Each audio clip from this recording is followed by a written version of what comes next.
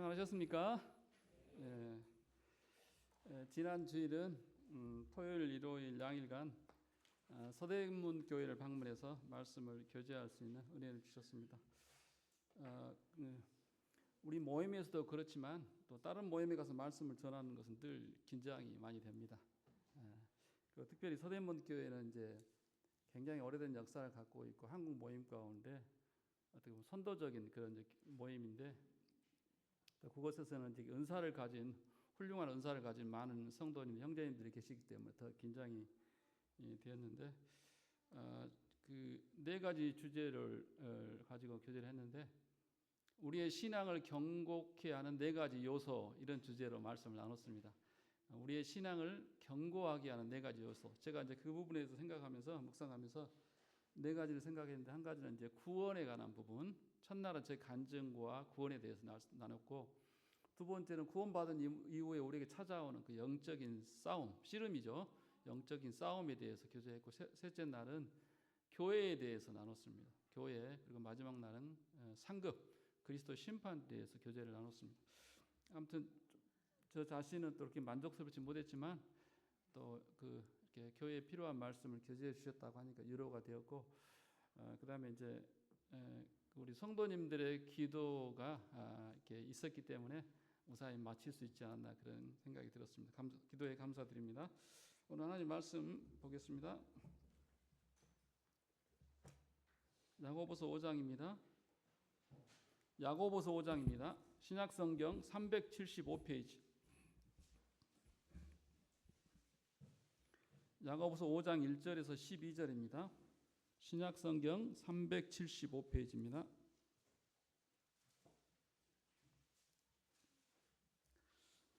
1절에서 12절까지입니다. 교독하겠습니다. 제가 한 절 먼저 읽겠습니다. 야고보서 5장 1절에서 12절까지 교독하겠습니다. 제가 먼저 읽습니다. 들으라 부한 자들아, 너에게 이 말 고생으로 말미암아 울고 통곡하라.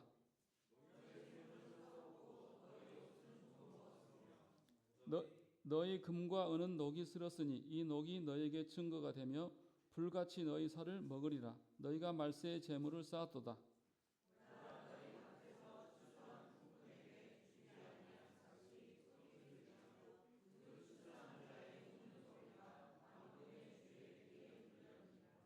너희가 땅에서 사치하고 방종하여 살육의 날에 너희 마음을 살찌게 하였도다.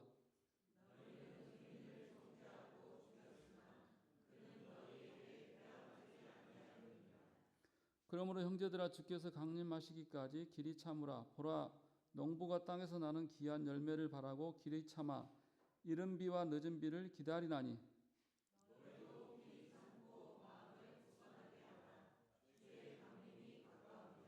형제들아, 서로 원망하지 말라. 그리하여 심판을 면하리라. 보라, 심판주가 문 밖에 서 계시느니라.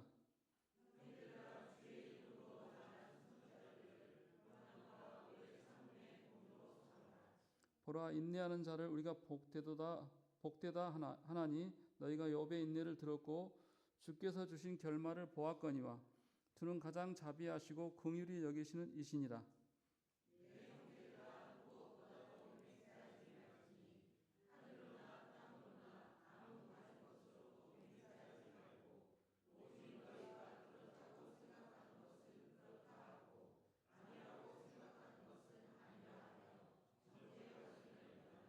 예, 이제 야고보서 말씀을 지금 계속 교제하고 있는데, 오늘이 이제 9번째 시간입니다. 다음 주까지 하면 야고보서가 끝날 것 같습니다.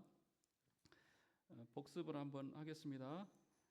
야고보서는 주님의 그 육신의 형제인 야고보가 쓴 서신입니다. AD 45년경에 기록했고요. 서신서 중에는 가장 처음 쓰인 서신으로 성경으로 이렇게 분별합니다. 수신자는 야고보서 1장에 보면 나오는데, 로마 제국 내에 흩어진 12지파, 특별히 디아스포라, 흩어진 유대 그리스도인들을 대상으로 기록이 되었습니다.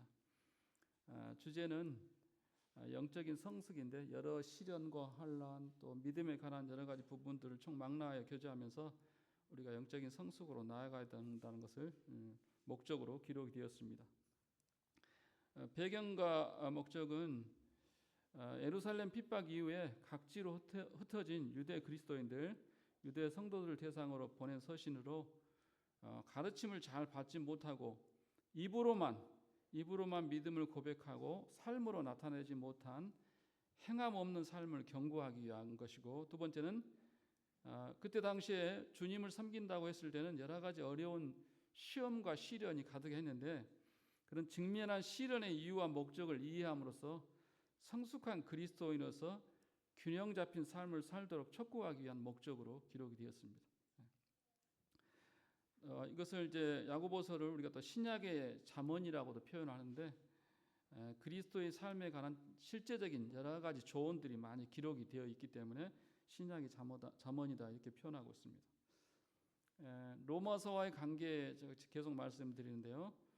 로마서는 사람이 의롭게 되는 것이 오직 믿음으로 의롭게 된다 이렇게 가르치고 있습니다. 야고보서를 우리가 좀 읽다 보면 믿음으로만 아닌 행함으로 의롭다함을 받는다 이렇게 가르치고 있습니다. 그래서 혼란이 오는데, 그것은 모순된 게 아니고 믿음으로 의롭다함을 얻은 사람은 반드시 행함으로 그 믿음을 진실성을 나타낸다. 그래서 야고보서의 그 행함으로 의롭다함 받는다는 말은 구원의 결과로, 또 믿음의 결과로 나타나는 현상을 얘기하는 것입니다. 그래서 서로 모순되지 않는다. 야고보서 2장 22절에 보면 이렇게 되어 있습니다. 믿음이 그의 행함과 함께 일하고 행함으로 믿음이 온전하게 되었느니라, 이런 표현이 나오는데, 그렇습니다. 믿음과 행함이 따로 노는 게 아니고 믿음이 있는 사람들은 반드시 그 행함으로 그것을 나타내게 되어 있고, 또 그 행함을 통해서 우리의 믿음을 온전함을 증명하게 되어 있는 것입니다. 오늘 본문은 우리가 두 부분으로 나눠서 생각해 볼 수 있겠습니다. 1절에서 6절까지는 이제 부한 자들에 대한 경고입니다. 부자에 대한 경고. 그다음에 7절부터 이제 12절까지는 인내와 기도에 대해서 성도의 삶 가운데 여러 가지 시련과 어려움에 대해서 어떻게 잘 인내하고 기도할 것인지, 인내할 것인지 거기에 대해서 말씀하고 있습니다. 지난번에 이제 교제할 때 야고보서 4장 13절에서 17절까지 말씀을 이제 본문 중에 다루었는데요. 여기에 보면 한 사람이 나오는데, 이 사람은 어떤 사람이었냐면 허탄한 자랑을 하는 사람이었습니다. 허망한 자랑을 하는 사람인데, 어떤 자랑을 했냐? 오늘이나 내일 어떤 도시에 가서 한 1년 정도 머물면서 장사를 잘해서 큰 이익을 남기겠다고 그렇게 자랑을 하는 사람이 있었습니다. 여기에 대해서 주님은 말씀하기를, 성경은 말씀하기를 그 자랑이 정말 허탄하다, 헛되다 이렇게 얘기했습니다. 왜냐하면 내일 일을 우리가 장담할 수 없다는 거예요. 그죠?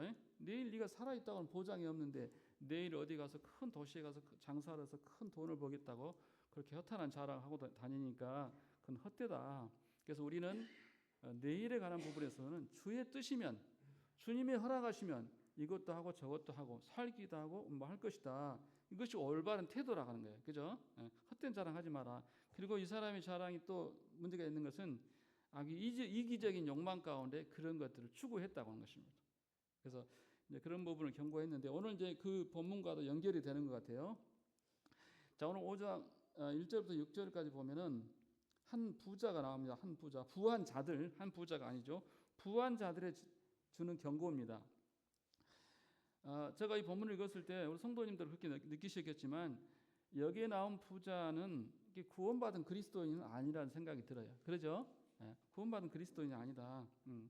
아주 탐욕스러운 부자를 지칭하는 자들 지칭하는데, 이들에 대한 하나님의 경고는 너에게 임할 고생으로 말미암아 울고 통곡하라. 그들은 대단한 부를 가지고 있었기 때문에 대단한 자부심을 갖고 기쁘고 행복했을지 모르지만, 그들에게 닥쳐올 운명을 하나님께서 아시고 너희는 그렇게 좋아할 때가 아니다. 너희는 울고 통곡해야 된다. 이렇게 경고하는 것을 봅니다. 왜 그러냐면 이들에 대한 경고를 보면은 3절에 보면 2절에 보면은 너희의 재물은 썩었고 너희 옷은 좀 먹었으며 너희 금과 은은 녹이 쓸었으니 이 녹이 너희에게 증거가 되며 불같이 너희 살을 먹으리라. 너희가 말세에 재물을 쌓았도다. 예, 그들이 엄청난 부를 가지고 있었는데 그들이 갖고 있는 부 가운데는 많은 재물이 있었고 또 많은 의복이 있었고 또 금과 은도 있었습니다. 근데 이런 것들이 재물은 썩었고 옷은 좀 먹었으며 금과 은은 녹이 슬었다. 그들이 가지고 있는 많은 부가 아무 의미가 없다는 거예요. 실제로 뭐 금과 은이 녹이 슬고 그러지는 않죠. 그런데 그건 뭘 의미하냐면 너희들이 갖고 있는 그 많은 부와 재물에 대해서 그들은 자긍하면서 자랑하고 대단히 그것에서 만족하고 있었을지 모르지만 그러나 그것들은 결국은 아무 그들에게 유익이 없는 헛된 것들이라 하는 것을 표현해 주는 것입니다. 장차 그렇게 될 것이라는 거죠. 그러면서 그들이 이와 같은 것을 많은 것들을 얻기 위해서 어떤 행동을 취했는지 말씀하고 있습니다. 4절부터 그들은 이런 것들을 취하기 위해서 이런 그 많은 부를 얻기 위해서 아주 부당한 방법으로 그런 부를 축적했다는 거예요. 첫 번째는 어떻게 했냐? 첫 번째는 4절에 보니까 너희 밭에서 추수한 품꾼에게 주지 아니한 싹시 소리 지르며 그 추수한 자의 우는 소리가 만군의 주의 귀에 들렸니라. 예. 사람들 일꾼을 부려서 일을 시켜서 이렇게 수확을 했으면서 일꾼들에게 정당한 싹스를 주지 않은 것입니다. 부당한 이익을 취한 거죠. 예. 우리 시대도 이런 경우 많이 있죠. 그죠? 특히 이제 우리 한국에 많은 외국인들이 와서 이렇게 일을 하는데 아주 고약한 한국 사람들 주인들을 만나면 어떻게 해요? 죽으라고 일을 하고 난 돈을 못 받고 쫓겨나기도 하고 너 불법 체류였지 너 신고할 거야 이렇게 협박해서 주지 않고 이런 경우도 많이 있죠. 이렇게 아무튼 우리 시대도 그런 일이 있는데 이 부자들이 그렇게 했다는 거예요. 많은 사람들을 부려먹고는 정당한 대가를 주지 않는 것이 착복한 거죠. 임금을 착복한 것입니다. 임금 체불하고 착복하고 이런 죄를 지었고 두 번째는 그래서 이 사람들이 너무나 이제 힘들고 어려우니까 울면서 하나님께 부르짖은 것입니다. 부자하고 싸워서 이길 수가 없으니까 자기 가슴을 치면서 울면서 통곡했겠죠. 하나님 일하고 싹스를 받아야 먹고 살 텐데 먹을 길이 없으니까 먹고 살 길이 없으니까 그들이 울면서 통곡하고 하나님께 부르짖는 것입니다. 그죠? 두 번째는 너희가 땅에서 사치하고 방종하여 살육의 날에 너희 마음을 살찌웠다. 예, 그렇게 부당하게 이렇게 취한 이득을 가지고 어떻게 했어요? 자기 자신을 위해서 산 것입니다. 사치하고 방종해서 마음을 살찌우고 교만하게 했다고 하는 것입니다. 그런 악한 일들을 한 것입니다. 세 번째는 뭐냐? 너희는 의인을 정죄하고 죽였으나 그는 너희에게 대항하지 아니하였느니라. 예. 의인을 정죄하고 죽였다. 그들에게 대항할 힘도 없었고 대항하지도 않는 힘없는 사람들에 대해서 그렇게 악행을 하는 것입니다. 여기서 이제 이 의인을 정죄하고 죽였다 이 표현 가운데는 그 당시 그리스도인들에 대한 학대로 해석하는 사람들도 있습니다. 왜냐하면 그 당시 그리스도인들은 그랬어요. 실제로 힘이 없었습니다. 가난했습니다. 그리고 불의한 것에 인간적인 방법으로 대항하지도 않았어요. 그죠? 하나님께 호소하고 하나님만 의지했습니다. 그러니까 이 부자들의 입장에서는 아주 다루기 쉬운 존재들이죠. 그죠? 자기들 마음대로 해도 세상 사람 같으면 싸우기도 하고 법에 호소하기도 한데 이 사람들은 그렇게 하지도 않고 오직 하나님께 의지하고 호소하니까 얼마나 만만했겠어요. 그죠? 자기 마음대로 하는 거죠. 그런데 그들이 모르는 게 있었는데 그렇게 하는 모든 것들에 대해서 하나님이 다 보시고 기억하시고 계시다고 하는 거예요. 그리고 그런 모든 악행들에 대해서 하나님이 심판한다고 하는 것들을 그들이 모르는 것입니다. 그래서 이들은 굉장히 악한 부자들인 거죠. 여기 보면 이제 저는 이제 3절 말씀 가운데 너희가 말세에 재물을 쌓았도다 한 이 표현이 굉장히 우리에게 도전을 줍니다. 우리에게 강한 도전을 주는 말씀이라 생각이 되어집니다.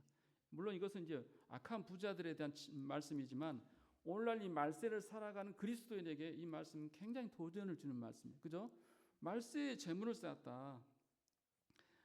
우리 마태복음 6장에 보면은 주기도문이 나오죠. 주기도문 언젠가 우리 강주 남부의 형제님 오셔서 주기도문에 교제하셨는데 그 주기도문 내용 가운데는 일용할 양식을 구하도록 하셨습니다. 일용할 양식. 그때 당시는 하루 한 끼 제대로 먹었겠어요? 2000년 전이니까 하루에 한 끼를 제대로 먹었겠습니까? 그러니까 일용할 양식이 있다고 하는 것은 큰 축복이죠. 그렇게 어려운 시대에 살았습니다. 그러나 오늘날은 그렇지 않죠. 오늘날은 뭐 예외적인 상황도 있지만 대부분의 사람들이 먹는 문제 때문에 그렇게 고통을 당하지 않습니다. 그리고 우리는 불확실한 미래를 위해서 많은 물질들을 저축해요. 그죠? 그런데 이 그리스도인들이 말세의 재물을 가하게 쌓아두는 것, 이것이 옳으냐 하는 것에 있어서 우리가 잘 생각해 봐야 된다고 하는 것입니다. 그러죠? 그런 생각을 제가 해봅니다. 자, 우리가 이제 지금 시대가 말세고 주님의 재림이 임방했다고 우리는 다 확실하게 그렇게 믿어요. 그죠? 그러면 주님이 언제라도 오시잖아요. 오늘이야 오실 수 있고 내일도 오실 수 있는데, 주님이 오시면 우리가 가진 모든 것을 다 남겨놓고 가야 됩니다. 그렇죠? 아무리 우리가 성실하게 애써 힘써서 노력해서 정당하게 모은 재물이라 할지라도 그런 모든 것들을 다 남겨두고 가야 돼요. 그죠? 주님이 공중에서 우리를 부르시면 모든 것을 남겨놓고 공중에 들림을 받을 것입니다. 그러면 생각해 보십시다. 그러면 우리가 애써 힘들게 쌓아놓은 그 많은 물질들 다 누구 것이 됩니까? 다 누구 것이 돼요? 얼마나 억울한 일입니까? 얼마나 속 터진 일이에요. 그죠? 우리가 그렇게 힘들어서 쌓아놓은 모든 것은 누구 차지하면 사탄과 그의 하수인들이 차지입니다. 그죠? 그들이 우리가 남겨놓은 모든 것들을 즐기면서 살게 될 것입니다. 다 자기들 소유가 되는 것입니다. 얼마나 억울하고 분통 터지는 일입니까? 그죠? 이걸 굉장히 생각해 봐야 되는 것입니다. 그래서 여기 보면 3절에 보면 너희 금과 은은 녹이 슬었으니 이 녹이 너에게 증거가 되며 불같이 너희 살을 먹으리라 알겠습니다. 그들이 남겨준 모든 재물들이 그들의 악행의 증거가 된다고 했어요. 그럼 그리스도인의 증거, 주님 오셨을 때 우리가 공중에 들림 받았을 때 우리가 남겨놓고 간 모든 물질들도 증거가 되는 거예요. 어떤 증거가 되겠습니까? 우리가 하나님께 충성하지 못했다고 하는 증거가 되는 것입니다. 그래서 우리 이런 부분들을 잘 생각해 볼 필요가 있다고 하는 것입니다. 그래서 이 말세에 살아가는 우리들에게 있어서 재물에 대한 바른 가치관을 가질 필요가 있습니다. 재물에 대해서 성경도 그렇고 하나님에 대해서 그렇고 여러 가지 신앙적인 부분에서 우리가 바른 가치관을 가져야 되겠죠. 특히 재물에 대해서도 그렇다고 하는 것입니다. 재물에 대해서 바른 가치관이 필요해요. 자, 이번에 그 캄보디아 사건 보셨죠? 왜 오늘날 이렇게 한국의 젊은이들이 그런 어리석은 행동을 할까? 생각해 봅니다. 이 성실하고 근면하게 일해서 땀을 흘려서 벌어들인 수확으로 생활을 이렇게 살아가려고 하는 그런 마음을 얻고, 그죠?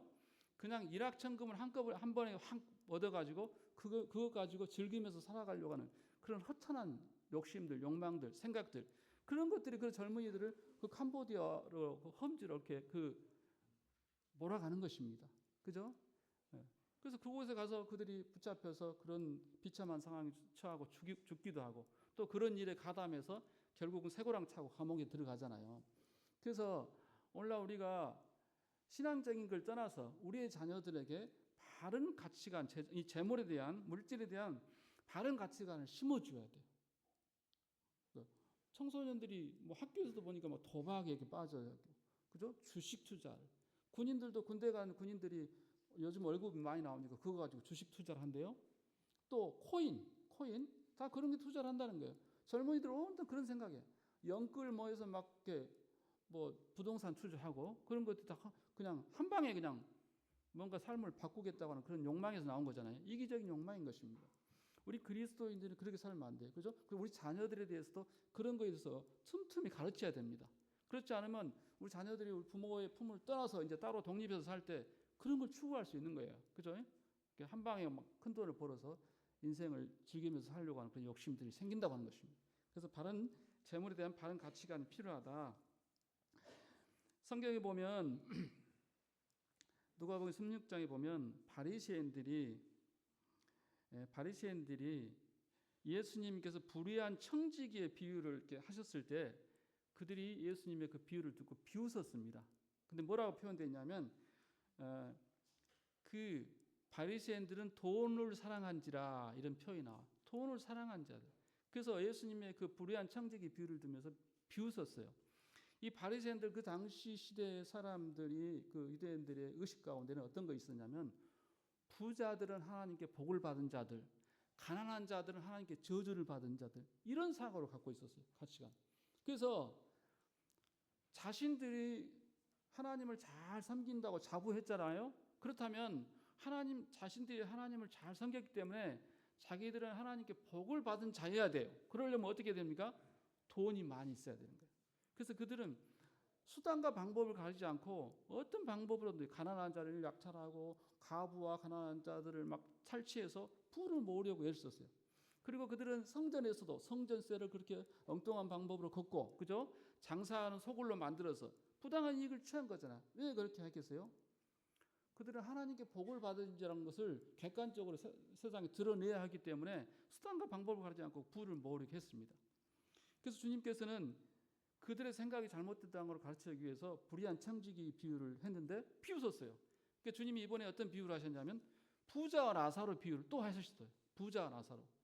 부자, 이 땅에서는 호화롭게 살고 임금이 입는 자색 옷을 입고 날마다 잔치했어요. 그래서 죽어서 어떻게 됐어요? 음부에 떨어져서 그 불꽃 가운데서 고민했습니다. 그런데 부자의 집에서 헌대를 앓고 그 부자의 상에서 떨어지는 부스러기를 지어 먹던 거지 라사로는 어떻게 했습니까? 아브라함 품에 들어갔어요.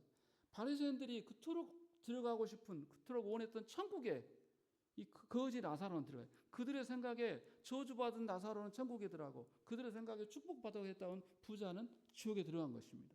주님의 그들의 잘못된 사고를 지적하기 위해서, 경고하기 위해서 이렇게 비유를 든 것입니다. 그런데 그들이 이런 것들을 얼마나 받아들였는지 알 수 없습니다. 이 재물에 대한 하나님의 권면을 우리가 성경 말씀을 통해서 잘 살펴볼 필요가 있습니다. 그죠? 성경은 마태복음 6장에 한 사람이 두 주인을 섬길 수 없다. 하나님과 재물을 겸하여 섬길 수 없다고 분명하게 얘기하고 있습니다. 재물을 사랑하든지 하나님을 사랑하든지 그렇게 되는 거지 동시에 사랑할 수는 섬길 수 없다 말씀하고 있고, 마태복음 6장 19절 20절에는 너희를 위하여 보물을 땅에 쌓아두지 말라. 거기는 좀과 동록이 해하며 도둑이 구멍을 뚫고 도둑질하느냐. 오직 너희를 위하여 보물을 하늘에 쌓아두라. 이렇게 말씀하고 있습니다. 그리고 디모데전서 6장 8절에도 우리가 먹을 것과 입을 것이 있은즉 족한 줄을 알 것이냐. 이렇게 권면하고 계시고, 또 디모데전서 6장 17절에는 네가 이 시대의 부한 자들 명하여 마음을 높이지 말고 정함이 없는 재물에 소망을 두지 말고 오직 우리에게 모든 것을 후히 주사 누리게 하시는 하나님께 두라. 정함이 없는 재물에 마음을 두지 말라고. 정함. 재물이 지금 내 품에 있어도 그 재물이 항상 내 품에 있는 게 아니에요. 우리 그것을 알아야 돼요. 어느 날 한순간에 내게 있던 재물이 삽시간에 사라질 수 있는 것입니다. 우리 시대에 그런 것들 많이 봐요. 보이스피싱 보시죠? 보이스피싱. 바보들이 당하는 게 아닙니다. 판사들도 보이스피싱 당해요. 검사들도 당한답니다. 경찰들도 당하고. 이런 오늘날은 엄청나게 많은 방법들을 통해서 우리 안에 있는 그런 재물을 빼앗으려고 해서 가진 사람들이 깨를 써요. 그래서 엄청난 재물들을 하루에 수억씩 막 다 뺏긴 사람도 있습니다. 무슨 얘기 아시겠죠? 이런 것도 있고, 자, 우리가 살고 있는 이 세상 가운데 갑자기 어느 날 경제 공황이 일어난다고 생각해 봅시다. 그 실제로 과거 역사 가운데 일어났어요. 그런 공황이 갑자기 생기면요, 우리가 저축하고 모아놓은 모든 것들이 하루아침에 다 휴지 조각이 될 수도 있습니다. 그래서 성경은 정함이 없는 재물이라는 거예요. 허망한 것이란 말이에요. 여기서 거기에다 우리가 마음을 뺏기지 말라고 하는 것입니다. 무슨 얘기 아시겠어요? 어떻게 저축해야 돼요? 하늘에 저축해야 된다는 것입니다. 우리가 잘 알고 있는 율리안 맥도날드 형제님이 계십니다. 우리 젊은 형제님들은 맥도날드 형제님 잘 아실 것입니다. 이분은 신자 주석이라고 하는 주석집을 냈어요. 그래서 우리 모임의 그 일꾼 형제님들이 이 주석을 많이 참고하고 유익을 얻죠. 이분은 그 미국 분인데 캐나다 출신이고 미국에서 시민권을 갖고 계신 분인데 하버드대를 졸업했답니다. 그리고 투자 분석가로 활동을 했어요. 투자 분석가. 하버드 경영학과 출신이니까 정말 똑똑한 사람이에요.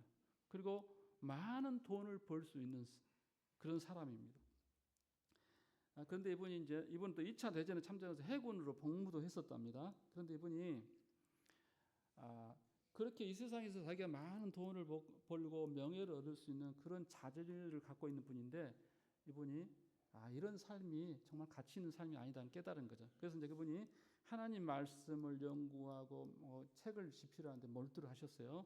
그리고 성경 교사라서 세계 여러 나라를 순회하면서 말씀을 가르친 그런 우리 모임이 아주 탁월한 교사시는데 무려 84권의 책을 썼답니다. 우리가 공부하는 많은 교재들이 이분의 교재를 많이 사용하고 있습니다.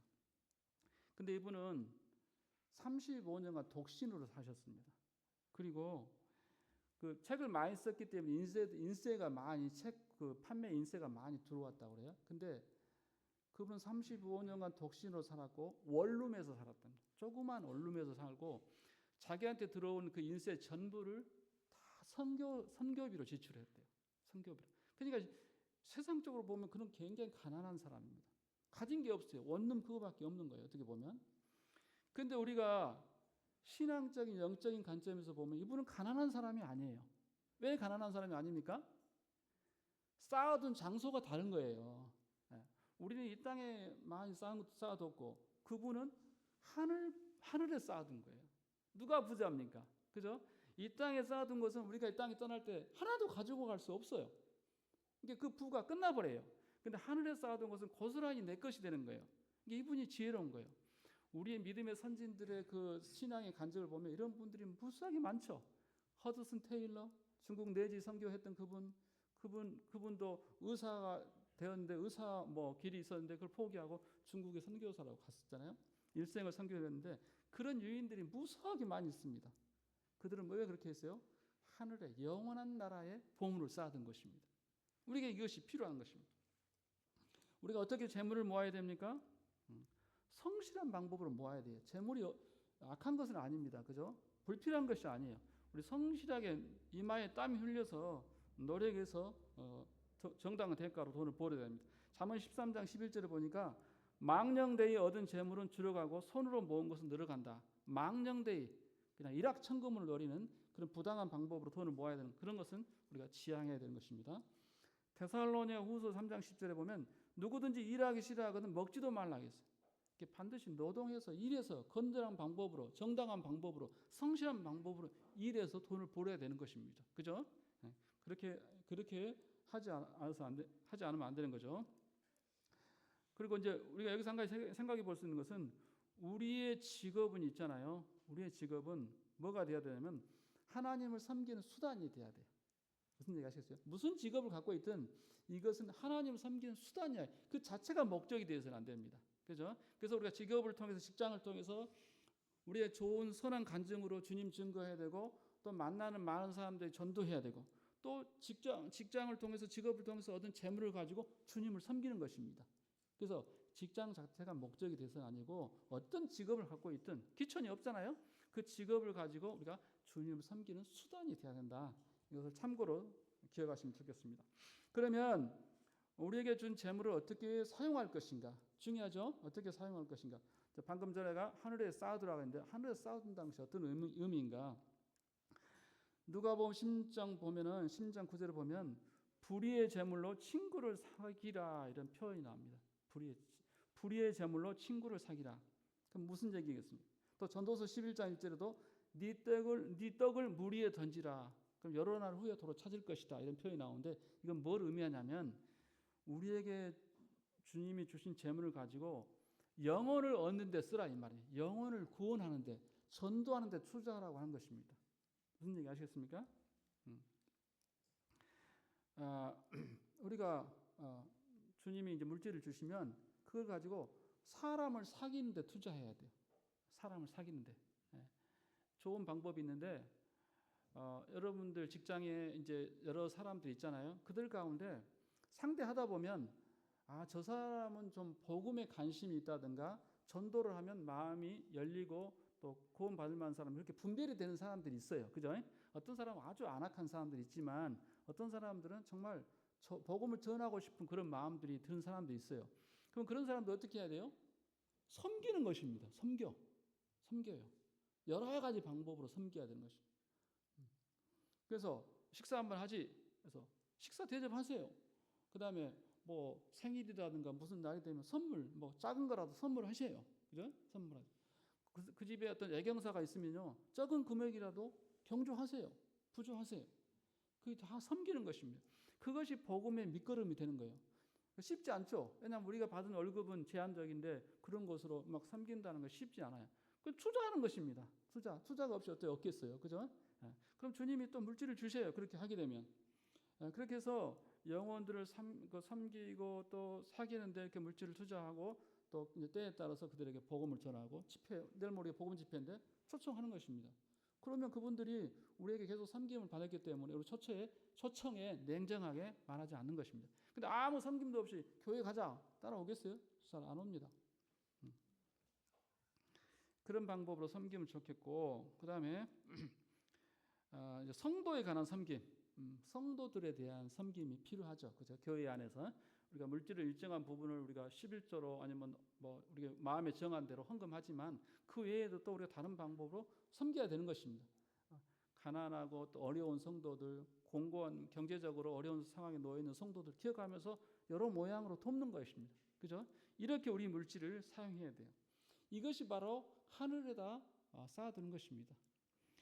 이렇게 우리가 밴드들이 많이 있는데 밴드에 보면은 선교지나 또 여러 상황에 많은 물질적인 필요들이 보여요. 무슨 얘기 아시겠죠? 선교 밴드에 가보세요. 선교사들의 여러 필요들을 계속 올립니다. 그러면 그걸 볼 때 다 도울 수는 없지만 성령께서 우리 마음을 감동한 부분들에 대해서는 적은 금액이라도 헌금하는 것입니다. 선교지에 투자하는 거죠.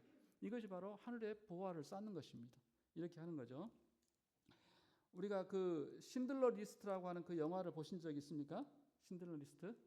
보신 분들 계실 것입니다.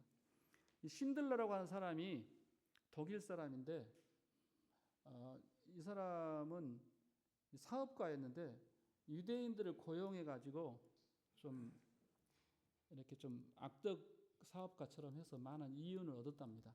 그는 이제 나중에 이제 그 2차 대전 때 유대인들이 그 가스실로 끌려가서 대학살을 당하는 것을 보면서 이분이 이제 그들을 살려야겠다 이런 마음이 든 거예요. 하나님께서 그 마음을 변화시키신 거죠.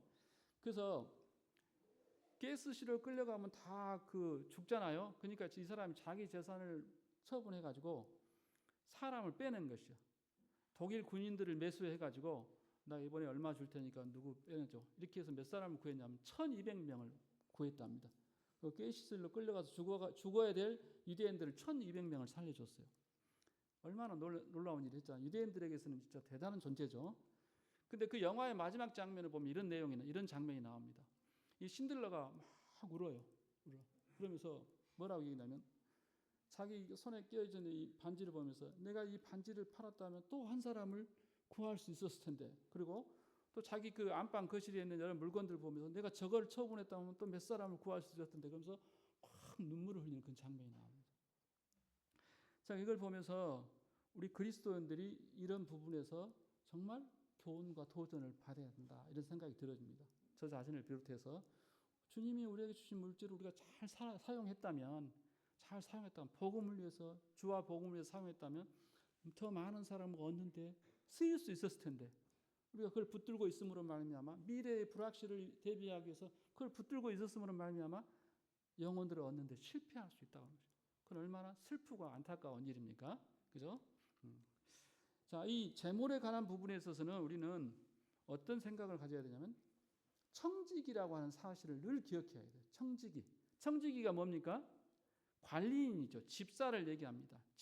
관리인. 집사는 어떤 일을 합니까? 주인의 재물, 가정, 살림들을 책임지고 이렇게 하는 일을 살림하는 사람이 집사입니다. 주인이 그 유임한 일을 하는 거죠. 근데 우리는 이 청직이라고 하는 사명을 망각하게 되면 주님이 주신 뭐 물질이든 은사든 뭐 어떤 것이든지 그것을 내 거라고 생각하는 거예요. 여기에 문제가 생기는 것입니다. 불의한 청지기 비유가 왜 나온 것입니까? 누가복음 16장에 불의한 청지기. 그 불의한 청지기는 뭐 어떤 잘못을 했냐면 주인이 맡겨놓은 재물을 허비했어요. 마치 자기 것처럼 허비했어. 낭비한 것입니다. 사사로이 막 쓴 거예요. 그래서 주인에게 손해를 끼쳤어요. 그래서 주인에게 쫓겨나게 되었습니다. 이게 불의한 청지기에 나온 비유입니다. 자, 우리는 이 하나님의 재물을 내 거라고 생각하고 내 임의로 함부로 사용해서는 안 된다고 하는 것입니다. 왜? 주님 앞에 평가받기 때문에 나중에 거기에 대해서 다 책임 추궁을 다하는 것입니다.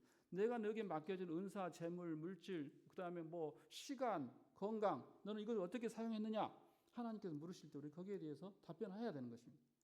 자, 또 우리가 범하기 쉬운 청지기 가운데 범하기 쉬운 죄가 뭐냐면 허비하는 이런 청지기도 잘못됐지만 너무 인색한 청지기가 돼서는 안 되는 것입니다. 그죠?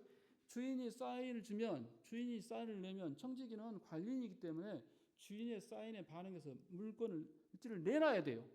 그런데 어느 순간 자기 것인 양 주인이 내놔라고 해도 안 내놓고 붙들고 있는 것입니다. 그럼 또 문제가 되겠죠. 그것도 안 되는 거예요. 주님이 사인을 보낼 때 이런 필요를 보일 때, 그죠? 선교지의 필요를 보이든 교회의 필요를 보이든 성도 간의 어떤 필요를 보이든 그런 필요를 보이면 내가 할 수 있는 범위 안에서 그런 것들을 섬겨야 되는 거예요. 이것이 청직이란 말입니다. 근데 내 거라고 생각하고 꽉 붙들고 안 내놓아요.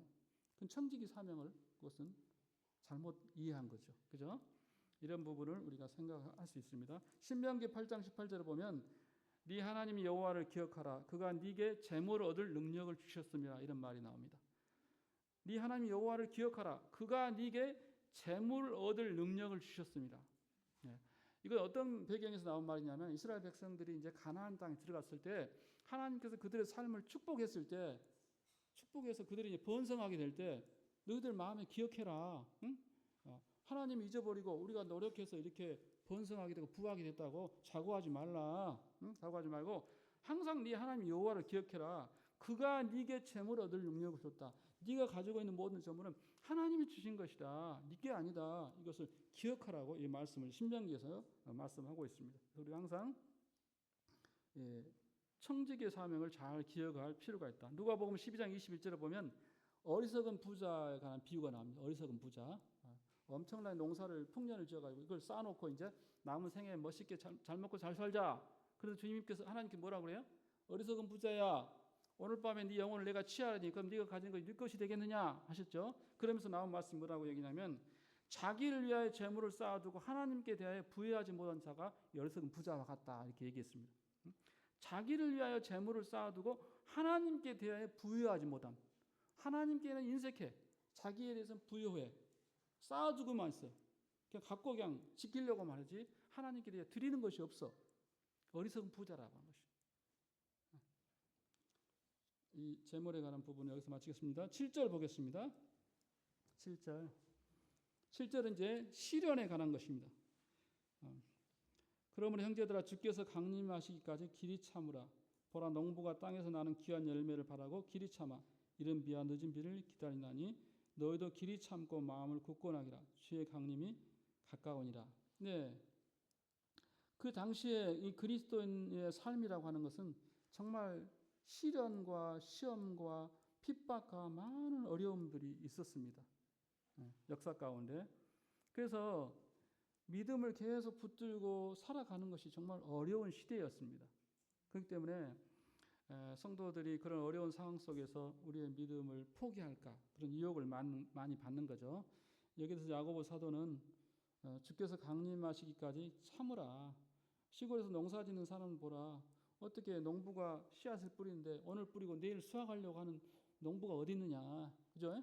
씨앗을 뿌리면 때가 오랜 기간이 필요하잖아요. 몇 개월 인내해야만 가을에 거두는 거지. 어떻게 뿌리자마자 거두냐. 너희가 이 믿음을 가졌는데 조금 어렵고 힘들다고 해서 그걸 포기하고 다시 옛날로 돌아가려고 해서는 안 된다. 인내해야 된다. 이렇게 가만히 권면하는 것입니다. 그래서 농부의 사례를 이제 예를 들는 거죠. 그리고 9절에는 서로 원망하지 말라. 그리하여 심판을 면하리라. 보라 심판주가 문 밖에 서 계시니라. 우리가 주님을 섬겨가는 과정 가운데 여러 시련이 오고 어려움이 오는 가운데 성도 간에도 서로 갈등과 또 어려움들이 올 수 있겠죠. 그죠? 그때 주님께서 우리에게 원망과 불평과 이런 탄식하지 말고 잘 인내하라고 이렇게 말씀해주고 있습니다. 우리가 이 성도를 판단하고 정죄하고 원망하고 이런 것들에 대해서는 나중에 하나님 앞에 정죄를 당하게 될 것이고, 또 그리스도 심판대 앞에서 로마서 14장에 보면 심판대 앞에서 우리가 직구한다고 얘기했어요. 우리 입으로 우리가 향한 그런 판단하고 정죄하고 비난하고 이런 것들에 대해서 우리 입으로 다 직구하기 때문에 이런 오류를, 죄를 범하지 말라고 강하게 권면하고 있습니다. 10절에 형제들아 주의 이름으로 말한 선지자들을 고난과 오래 참음의 본으로 삼으라. 예, 우리 믿음의 선지들, 또 선진들, 또 선지자들 삶을 통해서 이런 오래 참음과 그 결과를 보면서 우리가 본으로 삼으라고 권면하고 있습니다. 그러면서 인내하고 오랜 인내 가운데 나중에 배로 축복을 받았던 욥을 예로 듭니다. 욥의 인내를 들었고 주께서 주신 결말을 보았거니와 주는 가장 자비하시고 긍휼히 여기시는 이시니라. 욥이 자기가 가진 모든 재산들 다 망했고 또 사랑하는 자녀들을 다 잃었고 자기 몸은 그냥 완전히 그냥 망가졌잖아요. 욕창으로 아주 비참한 상황이 됐지만 그 끝까지 하나님 부인하지 않고 하나님 붙듦으로 말미암아 나중에 하나님께서 그를 축복하셨는데 배로 축복하셨어요. 그래서 자식들도 배로 축복하시고 그 재물도 배로 축복하셨습니다. 그래서 우리가 이런 걸 통해서 하나님이 정말 자비하시고 긍휼히 여기시는 분이기 때문에 그 어려움 잘 참고 인내하라고 말씀하고 있습니다. 마지막 12절에는 맹세하지 말라. 우리가 어떤 그 맹세를 생각해 보면 어떤 상황에서 맹세를 하게 될까? 뭔가 좀 오버스러운 행동, 그죠? 자기의 어떤 결백을 주장한다든가 자기 의지를 강하게 표현하고자 할 때 맹세를 해요. 진짜 그렇게 한다니까 하늘의 맹세해. 막 이렇게 하는데 이것은 성경에 이제 산상수훈에도 나오지만 맹세하지 말라.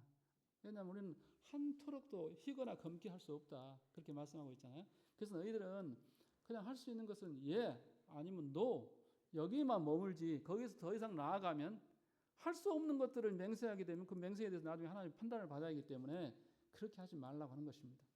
이 그리스도의 삶은 예 하고 아니요 해도 상대방이 신뢰할 수 있어야 돼요. 굳이 맹세까지 안 해도 자네가 그렇게 얘기하면 알았네. 응? 그렇게 돼야 돼요. 그잖아요. 자네가 얘기하면 맞아. 자네는 신뢰할 수 있는 사람이야.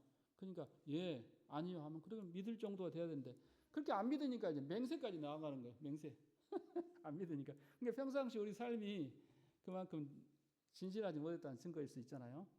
그래서 이제 오버하게 되고 맹세하게 되면 또 죄를 범하게 되고 거기에 대해서 나중에 하나님 판단을 받게 되기 때문에 이런 우를 범하지 말라고 교훈해주고 있습니다.